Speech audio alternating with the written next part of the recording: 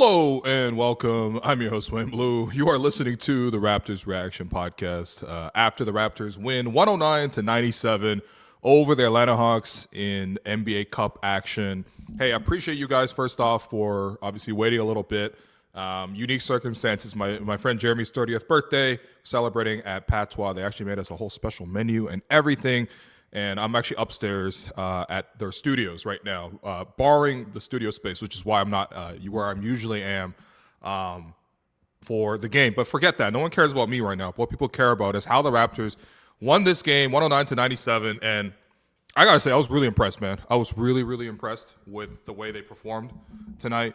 How am I muted again? Wait, what? How?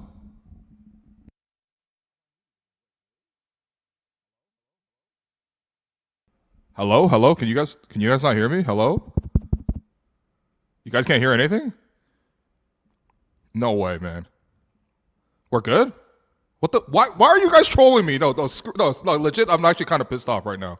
I'm actually legit pissed off for you guys because, like, I'm flying solo here. I'm legit leaving our friend's dinner right now. Don't troll me right now, please. Okay, so anyway, absolutely a great win by the team. And I was really, really impressed with the way that the team performed in tonight because, again, the Atlanta Hawks were actually playing really good. At the start of this game, it did not look like the Raptors were going to win this one.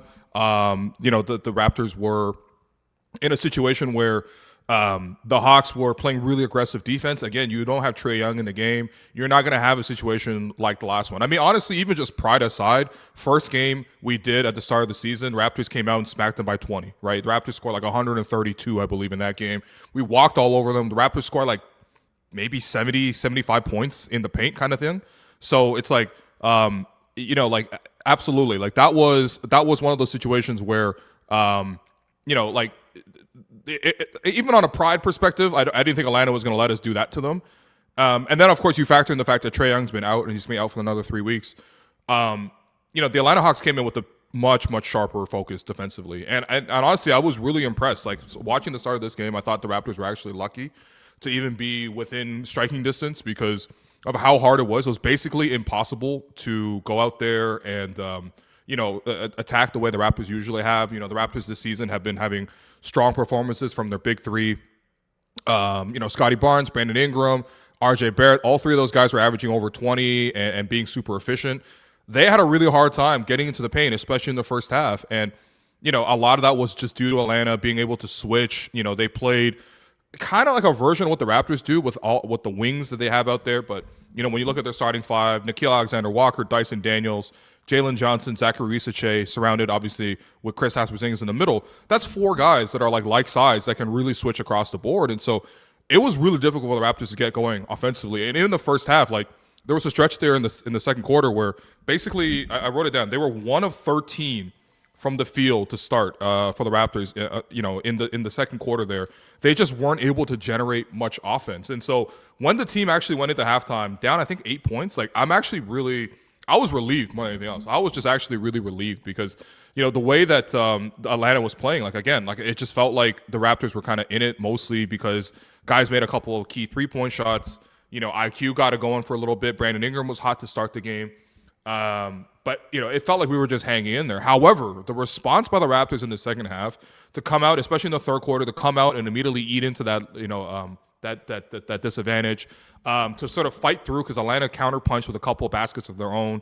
But the Raptors just kept fighting. And then when it got to that third quarter where Scottie Barnes and bench pushed and gave this incredible effort. And obviously it was led by Scottie in the middle of that because Scottie had a play there where, he took it really hard in transition, took it to the basket, drew two guys to him, and then kicked it, midair to the corner to Grady Dick for a three. That was huge. He also had a play where he drove, got fouled, was big.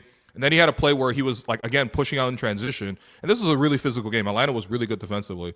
So Scottie was able to muscle and beat guys down the floor for a layup. That layup put the Raptors up 82-81, and that was the first lead the Raptors had basically all game, it felt like.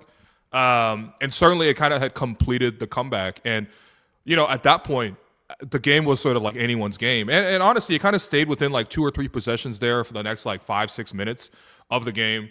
But the Raptors actually were the ones who finished strong. And honestly, I was so impressed with just the overall fight of this team because, it just wasn't an easy game in the slightest. Like, obviously this being NBA Cup action, Raptors improving to 2-0. The Raptors are actually top of, the division or the group, I suppose. And, I think, knock on wood, but if the Raptors win one more game, we're basically in.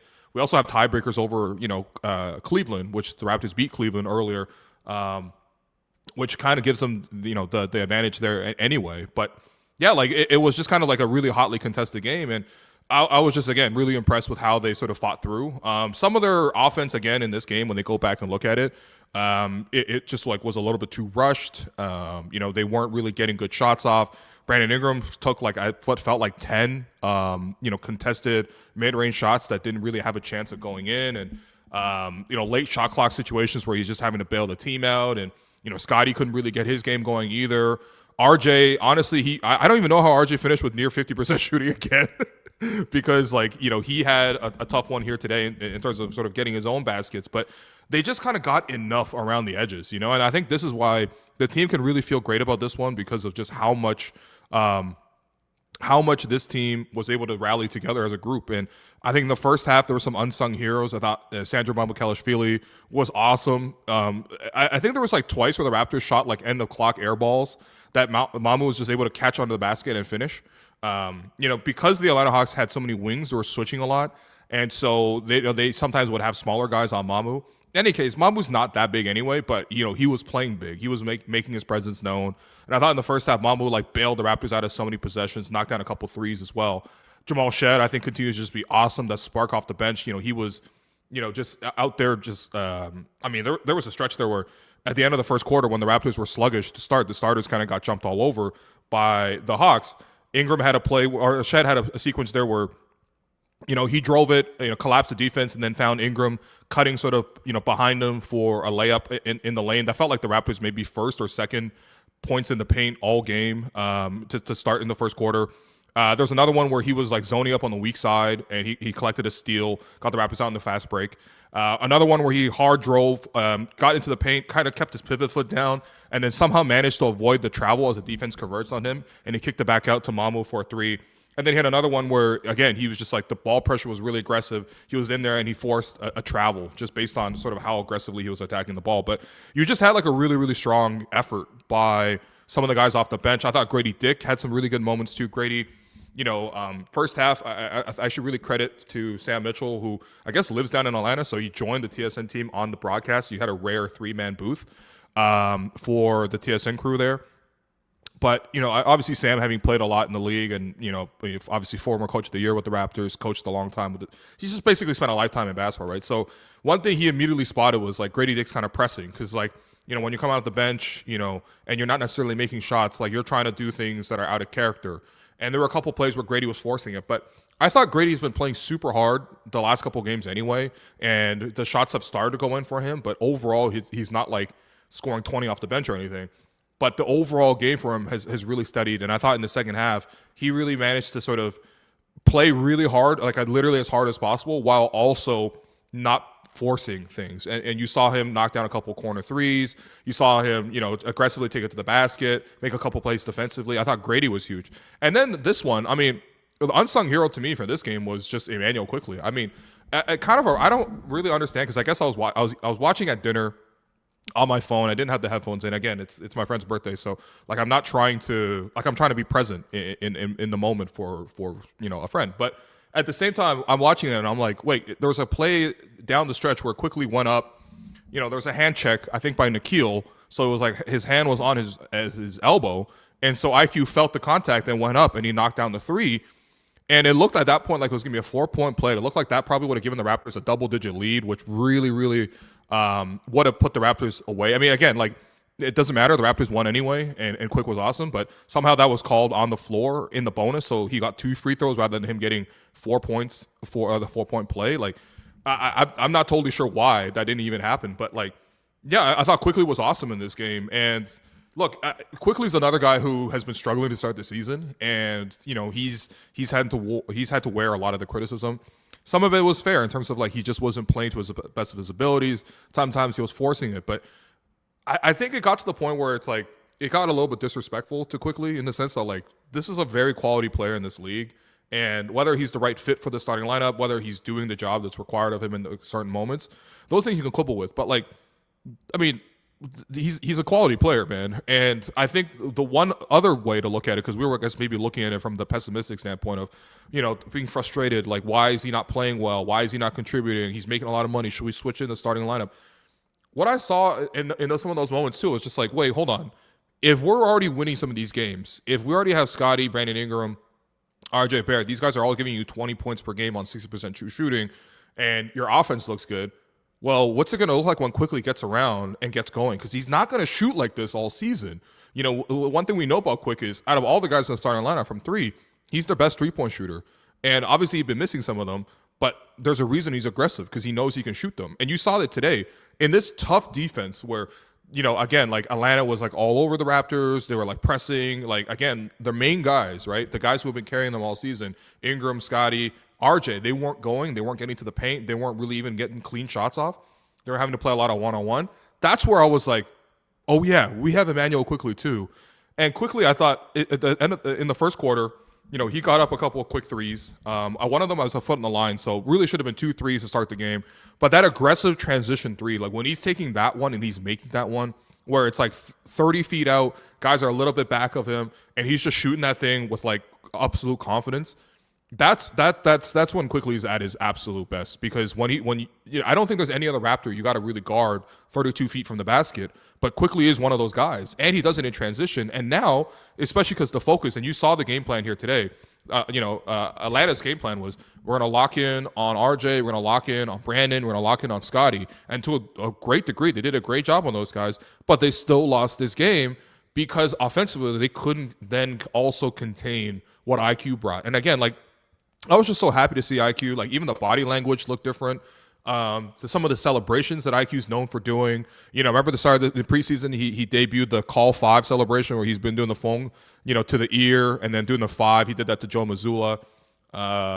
We saw him finally do the Call 5, and we saw the bench kind of go back with him too. It's just like, Quickley's not a bad guy at all. Quickley's one of the great pros on this team. I mean, this whole team is a team of really good characters, but Quickley in particular has worked so hard to be available this season, and I'm sure he was as disappointed as anybody. One thing I really respect is when players usually struggle, they don't talk to the media, right? And especially in a setting where, when we go to practice, usually you don't even – you make a request. And sometimes, obviously the Raptors PR team, tries to accommodate as much as possible. Sometimes players don't want to talk when they're struggling, and players usually don't even get requests when they're struggling. When we went down to practice the other day and we requested for the point guards to talk to us, he talked, and I give credit to obviously Darko for backing his player. That's what Darko always does. He always tries to breathe confidence and support into his players. If anything, Darko is almost too supportive. But what does that really mean anyway, right? Who wouldn't want a boss that's too supportive, quote unquote? So he backed IQ. And even I looked at the comment section from that one. Everyone was like, yo, like no, IQ's not it, blah, blah, blah. And whatever. One game doesn't necessarily mean that like everything's validated. But I was just like, guys, we got to give him a little bit of time. I think that like, I think that this is a guy who's going to be a pro and he's going to work through it. And I felt even a little awkward in that press conference because, we IQ came to us and every question was basically like, why are you struggling right now? Why can't you hit threes? Why can't you hit the floaters? Why can't you play defense? Like, it was just like one after another. And honestly, I salute Quick for his professionalism because, A, he spoke, and second of all, he sort of like took the heat. Now, granted, it's heat in the sense that it's November and it's like 5 local reporters that he knows. So it's not like, this isn't the playoffs or anything. But I was really happy to see him just like stand in there and just maintain his confidence. And what I saw today is Quickley's always been known for these like euphoric, 3-point celebrations, the way he's skipping and the way he's playing up and down. I just thought today was massive because the team needed him, man. Like the Hawks did such a good job of switching, taking away the paint. Again, most of the Raptors' main guys weren't playing well. The Raptors weren't shooting well from the field either. Weren't even shooting well from 3. But Quick's outside shooting and also his defense. And there were some really good defensive moments from this one. There was a play where he was the first guy back on defense in transition, and the Hawks somehow had like Nickeil Okongwu, their center, going the other way. So Okongwu tried to seal him, and Quick fronted him. So he's like in front of him trying to prevent the pass. And I saw him like jump up, get the steal, like literally fight off a center and then get the steal and then win the second loose ball to secure possession for the Raptors. Like there were a lot of good possessions for Quickley there too, where he was able to steal the ball. He was able to keep guys in front. again, it wasn't a shutdown defensive performance, but like in a tough game like this, where I genuinely felt like, wow, this is like a little bit like playoff atmosphere in terms of just how competitive guys were, how prepared the other team was, how motivated they were, how well they were matching up, how, and to win a game like this, especially on the road, to beat a team the second time in the span of like 3 weeks on the road, because the Raptors opened the season by beating the Hawks.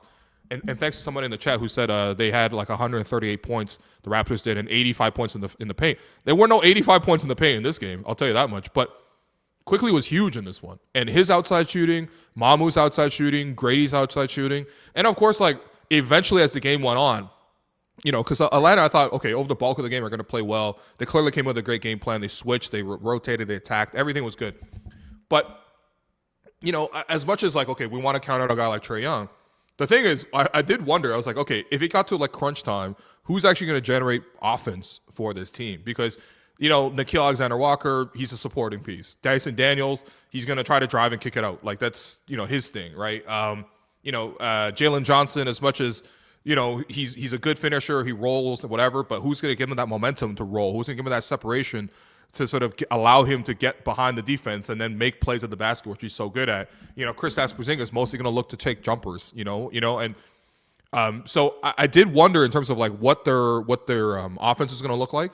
And credit to the Raptors. Defensively, the Raptors did to the Hawks what the Hawks were doing to the Raptors. And the Raptors made it impossible for them to get into the paint. They did a much better job corralling offensive rebounds. They stopped fouling as much too, which I think is also really big for the Raptors. As the season has gone on, and obviously we're only talking about 9 games, they're 5-4 right now, but they've improved defensively. First game, they didn't even have to play defense. They literally scored 138 points, right? You don't need to play defense when you drop 138. But game 2, 3, 4, 5, when they had the 4-game losing streak, they were not playing defense. In the last 4 games in a row, and people have wanted to say, well, Cleveland in the last NBA Cup game didn't have their stars. Ja was suspended for the Grizzlies game. Last game was against the Bucks, where the second half of back-to-back. Well, what about this one? This game was like really, really, difficult to win. The Raptors had to come back from being down double digits, and they still took it because they're maintaining the progress that they've done on the defensive end. They're getting more solid. And you saw in the fourth quarter, Atlanta couldn't generate any good offense. You know what I mean? Like it was a stretch there where basically the Raptors were getting stop after stop and they were getting on transition. And that's where I credit the mental toughness of guys like Scottie Barnes, who are super insistent to play through contact. RJ Barrett made a couple huge plays down the stretch there too, where he just bailed out a couple broken possessions, was able to, get something in there. And then even Jakob Poeltl was able to get a couple tip-ins, putbacks. Again, when you're playing against a team with a lot of like size on the perimeter, they're largely going to switch. They're going to help with the gaps. They're going to make it difficult for you to drive inside. And so you're going to have to beat them on the three-point line. The other way you can beat them is with the size. And I thought with the Raptors, in the fourth quarter, you saw like when Jakob was able to come back into the game. And, yes, Jakob only played 25 minutes. Maybe in last season, he probably plays 35 minutes in a tough game like this.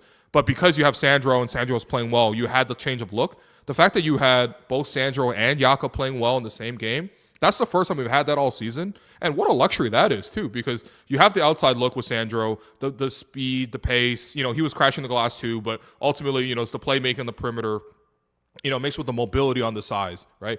And then you brought Jakob back in, and Jakob obviously was shutting down, and he did a great job on Porzingis just overall. But then, you saw him get in there for tip-ins and putbacks. Those are like backbreakers, especially for the Hawks who are fighting all game. And they were up and now they're down and they're trying to come back. They don't have their star player. Those are backbreakers. And I just thought, like, again, like I'm mentioning a lot of players in this one, but you just had a lot of guys really contribute into a game like this. I mean, honestly, even credit to Darko for changing up his rotation, right? So when Grady really struggled, he had like back-to-back turnovers. He brought in Jacoby Walter. And then Jacoby actually came in and ironically had back-to-back turnovers. So he left the game. So it's fine. Okay. Jacoby, it wasn't Jacoby's night. So who we're going to use? Well, Jamison Battle comes in the fourth quarter. And just like the last, NBA Cup game where the Raptors were struggling in that one, they were not struggling, but they were like kind of like lagging, I would say. Like it wasn't like they were flowing or anything. They needed somebody to sort of like free them up. Battle comes in the fourth quarter. And that one, obviously, Battle had like 18 points or something in the fourth quarter. This game, he comes into the fourth quarter. And yes, he doesn't like ultimately, get on the score sheet. He missed a 3. But, they did well in his 6 minutes. They're plus 11. He did his job in terms of, using his size. Again, Battle does have the strength and the bulk to battle a little bit. I think, again, you just saw a lot of like Atlanta trying to bully their way on the wings. And, him providing a bit more of the strength. He's not nearly as laterally quick as Jacoby, but he's physically bigger. He's older, he's stronger, he's more mature. And you just saw, a really strong contribution from him, even off the bench. Even though he didn't score, I thought he was huge. And again, he won the minutes. And man, I'm just really, really impressed with how the team fought through this one, man. Because if we're all gonna watch a game on a Friday night when we're at a friend's birthday party, I want it to be good. And honestly, I'm really happy. But what we saw, even in the course of my dinner, was as the game went on, more and more people were talking, pulling out the phone and starting to watch and follow along. I think the Raptors are actually building some real momentum here. And I'm just really proud of how they fought in this one. You could definitely tell. And again, the NBA Cup thing, I think that's big. I think for this team, when they're young, you got to win something. Give something to give your run a little bit of credence. Do I think that the Raptors are going to be serious contenders for the NBA Cup? No, but do I think that this is a team that should expect to win that? I don't know. I mean, I don't think any team really puts it on their priority necessarily to say, hey, we're going to come in and we're going to dominate the NBA Cup.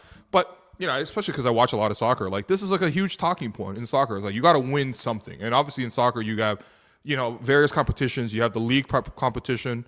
You have your cup competition for your country. And then you have Champions League and whatever. There's obviously certain teams that are historic that win all three cups, basically, the trebles. But somewhere along the line, you got to actually win something to sort of build momentum for the program that you're building in. I even think in an NBA context, a couple years ago, before Milwaukee or before Indiana really were this team that we think of now is okay, they've been to the NBA Finals, they've been to the Eastern Conference Finals. Before Indiana got big, one of their coming out party moments was in the NBA Cup. You remember when they beat the Bucks and Tyrese Halliburton did the Dame time celebration against Dame and the Bucks. There are some of these type of moments to sort of try to reach for, and I think especially for a young team looking to sort of establish themselves. Obviously, the Raptors have been tanking for the last 2 years. They've been kind of like nobodies in the NBA for the last 5 years, basically. To have them build some momentum and to be on the big stage, and we'll see. Obviously, the Raptors got to get another win to secure the group officially, and and we'll see again how they actually do in the cup competition. They got to make the Final Four to be in Vegas. But I think all of that would be really, really good for this team that is building something. There is a tangible momentum thing here with the Raptors. There was a good reason for us to be excited for them going into the season.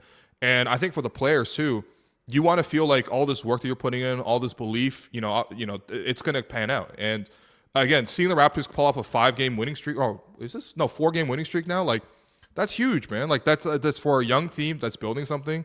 That's great. And again, especially because today it wasn't one guy bailed them out. It wasn't their stars were cooking. It was honestly the opposite. The Raptors were down on the road, facing a tough opponent. None of their stars were playing well, and they still won. And in that sense, that's why this is an impressive win. So take a quick break. I'm going to throw it to our sponsor, and when we come back, we'll answer a couple questions, and I'll go downstairs and see my friends again.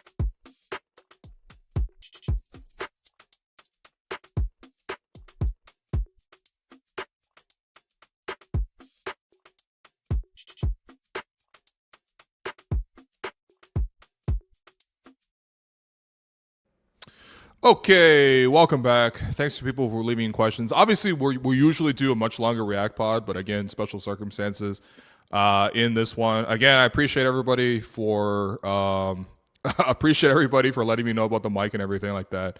Yes, I was a little hot at the start, man. I'm not gonna lie to you. I was a little hot just because, I am really trying to do a really great job for you guys. Someone said, "Yeah, Will grinds the shit out of us for us." Yeah, man.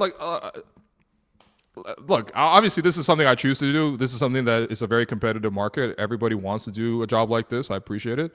But this is also like genuinely what I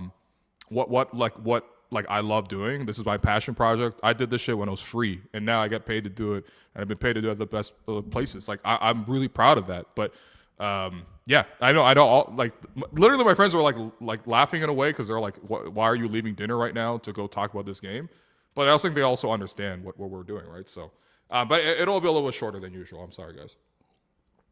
If there's any consolation, the Raptors play again tomorrow night, so maybe we'll do it at a little extra question period tomorrow. So I appreciate it, man. Yeah, Will Lou is the passion.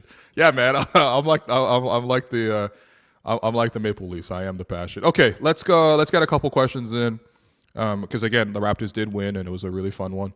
First one from Steve: Quickley comeback game finally. Absolutely. Look, I'm not saying that Quickley's back. You know what I mean? Like, it's not saying that Quickley's gonna come back and now he's gonna average 20 from here on out. Guys are gonna have ups and downs. But the best part about this is that like the Raptors have multiple guys who can contribute and do this for us now, right? Like, okay, Brandon's been cooking every game. So the one game Brandon doesn't cook, someone else can step up. RJ's been consistent every game. You know what I mean? Like, and Scottie's been consistent every game. Like, the fact that you have a fourth guy, like, how many fourth guys have the ability to score like quickly? You know what I mean? Like, and obviously, like, this guy's had a slow start. He's been frustrated. You can see, like, even in his body language, he just didn't look like himself. You know, he didn't. Like, IQ's like, even though he's a vet now, but like, you can still see, like, he's an exuberant guy. You know, when he's out there so muted, you know he's not having a good time. So to see him bounce back in that way, I thought was huge, and I'm really happy for Quick, man. I mean, this is just a reminder of what Quick could do. It wasn't even like Quick like exploded or anything. Quick had 18 points, 5 rebounds, 6 assists, 3 steals. You know, 5 of 11 shooting, 3 of 7 from 3. Got to the foul line 6 times, made 5 of them. That's basically his season averages as a Raptor, right? Like the last couple of years, if Quickly got 18, 6, and 5, that's like basically what he would average, right? But I think it's contextually in this one too. Like, it was really big for him to step up with his scoring in the moments that the Raptors really needed out of him. So, yeah, shouts to Quick, man. I'm really happy for him. And again, the guy's a great pro. Like, he fights. He means well. He plays hard. I think he's been playing a lot harder on defense too. And I think that too is also like a reflection of the player, but I think it's a reflection of coaching staff too. Like Darko, you know, keeping him in the mix and allowing him to sort of, you know, get back to the point where he can be back in rhythm. Because if we get this Quick every night, in addition to the other stuff we have on the Raptors, like that could be really, really fun to watch, man. G says, I like that Ingram doesn't have an ego and he doesn't need the ball at all times. You could tell that he cares about teamwork and winning. Yeah, absolutely. I think, again, like part of the teamwork and winning is like a lot of players will be pissed if you're always giving them the ball with like 3 seconds left and telling them to cook something. You know what I mean? Like, and I swear there was like at least 4 or 5 plays today where the Raptors just like threw it to Ingram last second or Ingram was stuck and he had to do something last second. And so the efficiency wasn't good. Again, I think Atlanta did a really good job guarding him. Atlanta is a team that has the type of size and on the wing to sort of, you know, prevent him from doing great. I say all that quick, you know, and I'm talking as if Ingram like had a stinker or something. Man still had 20 points to lead the Raptors. Like, that's what a professional bucket is. And obviously a lot of that was he had a hot start. But there were a lot of plays where he was just able to come, you know, bail them out of nothing, basically. And yeah, man. You can tell though. But again, like Ingram, even though he had 19 shots, he didn't really have the ball that much. You know what I mean? Like, it's not like he's like bringing the ball up and he's getting a screen, and he's waiting and he's attacking another mismatch or whatever. Like, Ingram doesn't dribble the ball that much. And I think part of that, again, is the system that the Raptors are playing. But yeah, he played well. I didn't even say he played well, but he did decently in this one. Again, 20 points on a bad night is still pretty damn good, though. You know what I mean? So, this is a good observation from Chuck. Chuck says they got really clean shots at the corner 3 tonight. Pretty sure they were working on it. I think, honestly, over the balance of the game, the Raptors really did figure out ways to attack Atlanta's aggressive defense. I think at the start of the game, they were certainly, you know, caught off guard with how they were going to play. I think that, you know, it is a different opponent than the last one you played, right? Because the Raptors were back in Atlanta to start the season. This is a totally different game, totally different team, basically. And so I credit a lot of the adjustments made at halftime, because when the Raptors started in the third quarter, they like had like the first 2-3 baskets. And, you know, you contrast that to the start of the game. Toronto had to call the first timeout. They called another timeout early in the second quarter. Like, basically, they just kept having to use timeouts to sort of stop the run. But in terms of managing the flow of the game, I thought the coaching staff did a great job there with Darko. It was just like they didn't ever let Atlanta run away with it, because it looked like they could have, right?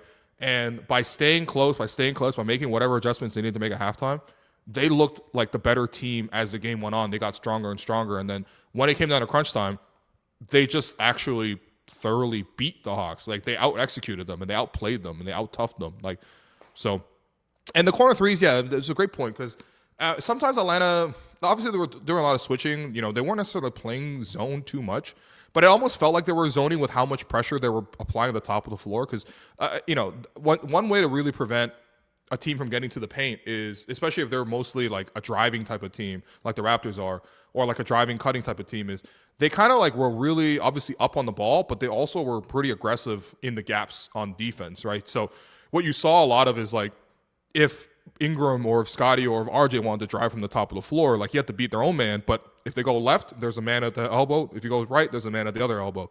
So it was pretty difficult. Now, granted, when you play that type of defense, you typically need to sort of pinch it a little bit at the back too, just based on the rotations and everything like that. And it obviously depends on how the Raptors are rolling, whatever. But it did feel like the Raptors, especially in the second half, and I think Scottie was particularly great at this, was like punching through that first line, not with the intent to score, but with the intent to draw the help and then kick out. And that's where we got some of those open corner three looks for. Like, I think Brandon got one in the first half. I think Grady got a couple in the second half. Like, yeah, you're right. Like, they did really get some of those to drop too. So that was huge. Kyle asks, this isn't a Raptors-related question, but more NBA question as a Rockets fan. This 2-3 zone they run, terrible leaving shooters like Brandon Ingram and Scottie open for three. Should they change? I think the number one focus for pretty much every defense is still take away the paint. And so in that sense, like, you could be as good of on-ball defense as you want to be, but realistically, any team that wants to take away the paint is going to really need to bring a lot of help. Some of that is just rotations, though. And honestly, I think as I've watched the NBA for the last, like, 20 years, the one notable improvement is just, like, even like a scrub at the end of the bench who you never heard of is still pretty damn good at shooting, you know, wide open threes. And the spacing principles, every gym you walk into, like, everybody has the spots marked, right? The two corners, you know, deep spacers. You know, I've seen the Raptors even draw like a 4-point line, essentially, like an extra deep 3-point line. And that's for like extra spacing, like it's not even enough to space at the 3-point line. They're spacing like 2-3 feet behind the 3-point line as well, just to generate more space. And yeah, like that's where the 3-point shot has really countered a lot of it too. So, I mean, I think if you're going to play zone, you're most likely going to try to prevent driving lanes. You're most likely trying to stop pick and roll. You're trying to stop the paint. But ultimately, like, yeah, those are the gaps that are open. I mean, you got to give up something, you know what I mean? And you got to credit NBA teams for, you know, developing skill sets, and NBA players for sort of improving across the board. Industrial guy says, Will sends in $7, says thank you for all you do. Shout out to my wife, N, and dog Truffle. Absolutely. Salute to the whole entire Industrial Guy family. Lee Vance downstairs at dinner. Lee Vance says, bro's not even eating, to give y'all a react pod instead. Will's a real one. Yeah. I mean, I think honestly on that front, I think we're going to wrap it up here. Again, I appreciate it. Please like the stream if you can. Obviously, it's a lot shorter today, but tomorrow the Raptors play again, and maybe we'll do a couple extra more questions tomorrow.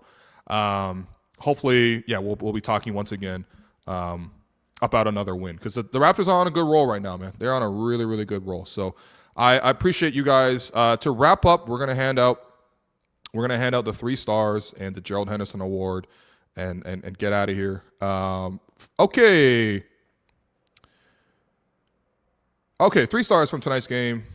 It's tough to pick because, again, a lot of really tough performances. But I'm gonna give the first out a Immanuel Quickley. I'm hoping he got the Raptors chain from Darko and the coaching staff. I thought he played huge tonight, and I feel like he really needed a bounce back. I liked the way his teammates were reacting so strongly to the way Quickley was able to step up. Quickley had 18 points, 5 rebounds, 6 assists, 3 steals in 34 minutes. Really should have had 5 threes. He had a foot on the line, and he had another one where the and one play was called off. Really, he made 5 threes in my books, but still a really good game and very timely contribution for a guy who's been struggling. Second star, I'm going to give that to Sandro Mamukelashvili.